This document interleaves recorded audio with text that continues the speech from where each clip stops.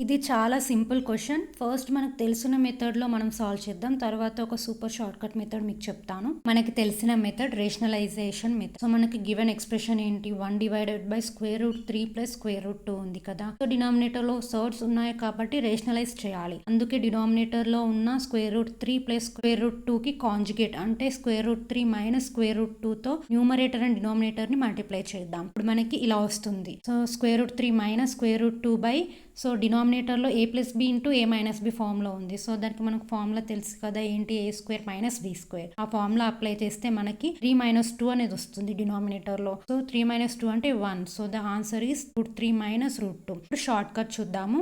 First డినామినేటర్లో ఉన్న square రూట్స్ని సేమ్గా తీసుకోవాలి.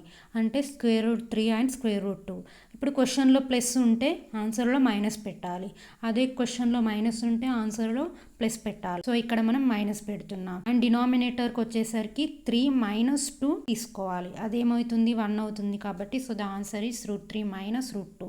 So ఇలా షార్ట్ కట్తో ఈజీగా ఆన్సర్ని ఫైండ్ చేయొచ్చు. ఇప్పుడు ఇక్కడ ఇచ్చిన క్వశ్చన్ని just by seeing the question మనం ఆన్సర్ని ఈజీగా ఫైండ్ చేయొచ్చు. ఆన్సర్ ఏంటో కమెంట్ చేయండి.